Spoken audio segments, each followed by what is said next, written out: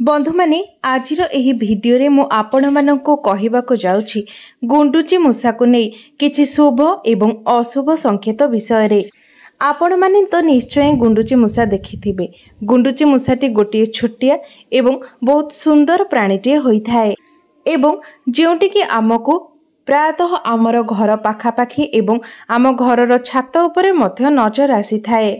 मात्र आपण को एही साधारण लागुथिबा जीवटी को आपण भूले भी साधारण भाबी नजर अंदाज करंतु नाही, कारण स्वयं भगवान रामचंद्रंकर आशीर्वाद सर्वदा गुंडुची मूषा सहित रही थाए। जो घरर आखपाखरे प्रायतः गुंडुची मूषा देखा जाउ थाए सेही घरर व्यक्ति माने गुंडुची मूषा को देखि सेमानकर भविष्यत विषय मध्य अंदाज लगाई पारिबे।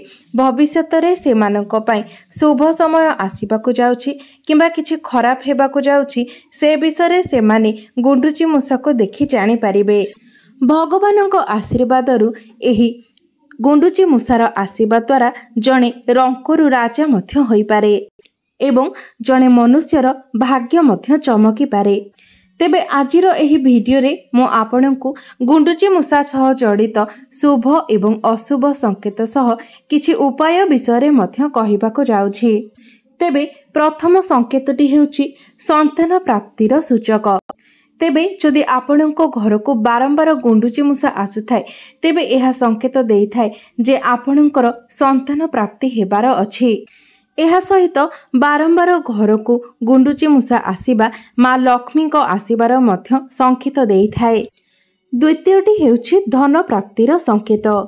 बंधु माने गुंडुची मूषा को माँ लक्ष्मीकर प्रतीक बोली माना जाय थाए एवं जदि आपणको घर भितर को गुंडुची मूषा पशि आसे तेबे एहा माँ लक्ष्मी को आगमनर सूचना देइथाए।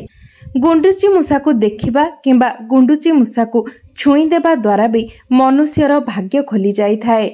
तेबे गुंडुची मूषा को आपण साधारणतः आपणको घरर अगणा किंबा बाल्कनी रे देखिबाको पाइथिबे। तेबे जदि बारंबार एही घटना आपणको सहित घटुथाए तेबे जानि नियंतु जे गुंडुची मूषा आपणको किछि संकेत देबाको चाहुछि एवं बहुत शीघ्र ही आपणको धनर प्राप्ति मध्य हेबार अछि।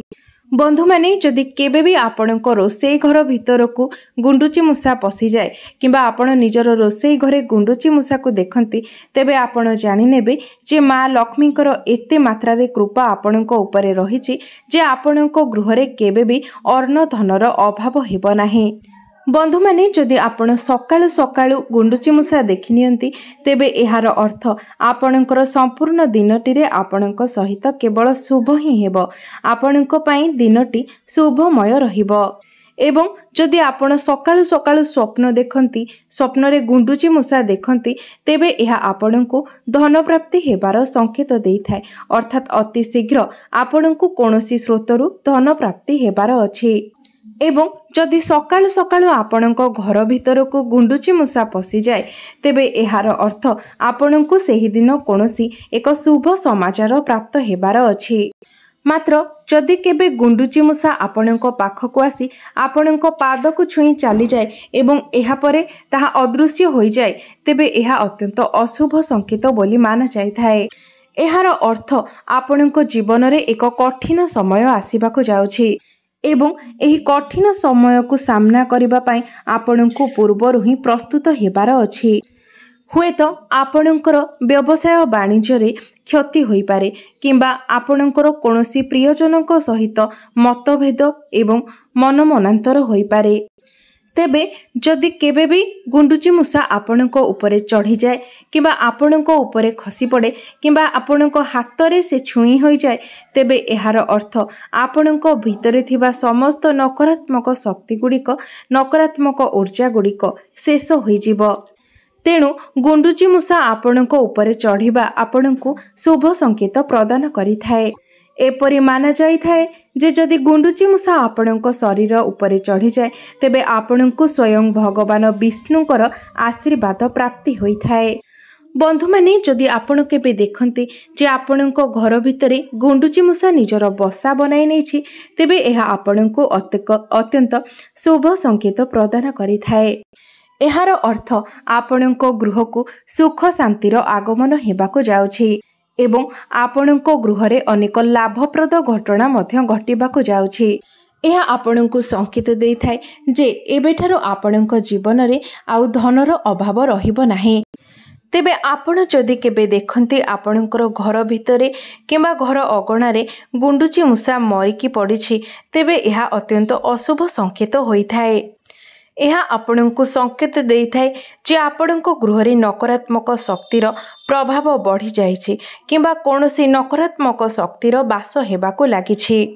यह धनहानि हेबार एवं आपणको जीवन रे अनेक समस्या आसिबार संकेत देई थाए। यह व्यतीत आपणको गृहर सदस्य मानकर स्वास्थ्य खराब हेबार मध्य यह आपणको संकेत देई थाए। तेबे जेतेबेले आपण गोटे मृत गुंडुची मूषा देखुछंती तेबे ता मरिबार कारण विषय आपण जानिबा पाई चेष्टा करंतु। जदि आपणको कोनोसी भी कारण प्राप्त न हेउछि तेबे यह अधिक अशुभ होइथाए। अर्थात जदि आपण गुंडुची मूषाटी मरिबार किछि भी कारण खोजिकी पाउनाहंती तेबे यह अधिक अशुभ फल प्रदान करिथाए। किंबा एमितिरे भी जदि आपण निजे जानी सुनी कोनोसी गुंडुची मूषा को मारी दियंती तेबे मध्य यह आपणको अशुभ फल प्रदान करिथाए। यह गोटे बड़ पाप होइथाए कारण कोनोसी भी जीव हत्या पाप होइथाए। तेणु गुंडुची मूषा मारिबा आपणको अधिक अशुभ फल प्रदान करिथाए। अजाणतार भी जदि आपणको द्वारा कोनोसी जीवर हत्या हो जाउछि तेबे सेथिपाई आपणको पश्चाताप करिबा आवश्यक अटे। बंधु माने गुंडुची मूषा को बाजरार अटा किंबा बाजरार रुटी खाइबाकू देबा अत्यंत शुभ बोली माना जाय थाए। बंधु माने जदि आपणकर कोनोसी कार्य संपूर्ण होई पारु नाही सेथिरे अनेक बाधा विघ्न उत्पन्न हेउछि तेबे आपण गुंडुची मूषा को बाजरार रुटी खाइबाकू देबा द्वारा आपणकर कार्य भलरे भलरे संपूर्णता लाभ करिथाए। आपणको कार्य सफलता लाभ होइथाए। बंधु माने जदि आपणको निज योग्यता अनुसार चाकरी प्राप्त होई पारु नाही किंबा आपणको गृह को धनर आगमन हेउ नाही किंबा घरर कोनोसी सदस्यंकर देह सर्वदा असुस्थ रहुछि एवं आपणकर कोनोसी कार्य लंबा समय धरी संपूर्ण होई पारु नाही तेबे एपरी परिस्थिति रे आपण गुंडुची मूषा को बाजरारे तयारी रुटी जदि खाइबाकू दियंती तेबे आपणकर एही सब समस्यार समाधान हो जाय थाए। यह व्यतीत जदि आपण गुंडुची मूषा को बाजरा खाइबाकू दियंती तेबे आपणकर ग्रह दोष मध्य दूर हो जाय थाए। एवं जदि आपणकर कुंडली रे कोनोसी भी ग्रह दोष रहिछि तेबे आपण लगातार 28 दिन पर्यंत गुंडुची मूषा को बाजरा खाइबाकू दियंतु।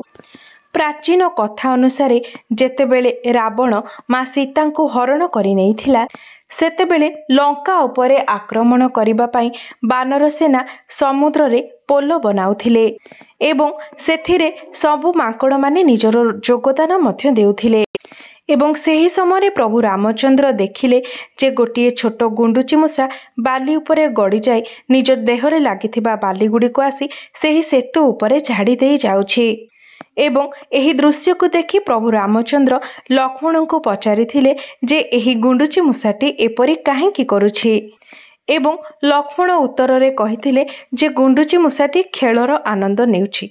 तापरे प्रभु रामचंद्र सेही गुंडुची मूषाटी को निजर पाखकु डाकिले एवं गुंडुची मूषा को एपरी करिबार कारण विषय पचारिले। सेतेबेले गुंडुची मूषाटी कहिला जे मु एही धर्म एवं अधर्मर खेल रे निजर योगदान देउछि। हुए तो एहीपरी एक बड़ कार्य रे मो परी एक छोट प्राणीर एही कार्य किछि भी न होई पारे तथापि भी मु मोर योग्यता अनुसार चेष्टा करुछि। तापरे प्रभु रामचंद्र सेही गुंडुची मूषा उपरे हाथ बुलाई आनिथिले जहा फल गुंडुची मूषार पिठिरे सेही कला गार गुड़िक पड़ जाइथिला जहा आज भी आपण माने प्रत्येक गुंडुची मूषार पिठी उपरे देखिबाकू पाउथिबे। तेणु बंधु माने एही गुंडुची मूषाटी सबुबेले एक शुभ प्राणी ही होइथाए। तेबे आपण मानकर घर पाखरे जदि आपण माने गुंडुची मूषा देखुचंती तेबे गुंडुची मूषा को देखि आपण माने ଆପଣଙ୍କ ପାଇଁ ଏହି ସବୁ ସଂକେତ ଜାଣିପାରିବେ। ଏବଂ ଗୋଟିଏ କଥା ମନେ ରଖିବେ ଯେ କେବେ ବି ଭୁଲେ ଆପଣ କୌଣସି ଗୁଣ୍ଡୁଚି ମୂଷାର କ୍ଷତି କରିବେ ନାହିଁ। କେବଳ ଗୁଣ୍ଡୁଚି ମୂଷା ହିଁ ନୁହେଁ, ଆପଣ କୌଣସି ବି ପ୍ରାଣୀର କ୍ଷତି କରିବା ଉଚିତ ନୁହେଁ। କାରଣ ପ୍ରତ୍ୟେକ ପ୍ରାଣୀଙ୍କ ମଧ୍ୟରେ ଜୀବନ ଥାଏ ଏବଂ ଯେହେତୁ ସେମାନଙ୍କ ମଧ୍ୟରେ ଜୀବନ ଅଛି, ସେମାନଙ୍କୁ ବି କଷ୍ଟର ଅନୁଭବ ହୋଇଥାଏ। ଆମକୁ ଯେପରି କେହି କଷ୍ଟ ଦେଲେ ଆମେ ତାହା ଅନୁଭବ କରିଥାଉ, ପ୍ରତ୍ୟେକ ଜୀବ ସେହିପରି କଷ୍ଟର ଅନୁଭବ କରିଥାନ୍ତି। ତେଣୁ ଆମେ ଅନ୍ୟ କୌଣସି ଜୀବକୁ କଷ୍ଟ ଦେବା ପୂର୍ବରୁ ପ୍ରଥମେ ସେହି ଜୀବ ଜାଗାରେ ନିଜକୁ ରଖି ଭାବିବା ଉଚିତ। ତେଣୁ ଆମେ କୌଣସି ବି ଜୀବମାନଙ୍କର କ୍ଷତି କରିବା ଉଚିତ ନୁହେଁ। ତେବେ ବନ୍ଧୁମାନେ, ମୋର ଏହି ଭିଡ଼ିଓଟି ଯଦି ଆପଣମାନଙ୍କୁ ଭଲ ଲାଗିଥାଏ ତେବେ ଭିଡ଼ିଓଟିକୁ ଲାଇକ୍ କରି ଚ୍ୟାନେଲଟିକୁ ସବସ୍କ୍ରାଇବ୍ କରିଦେବେ ଏବଂ କମେଣ୍ଟ ବକ୍ସରେ ଜୟ ଶ୍ରୀରାମ ନିଶ୍ଚୟ ଲେଖିବେ।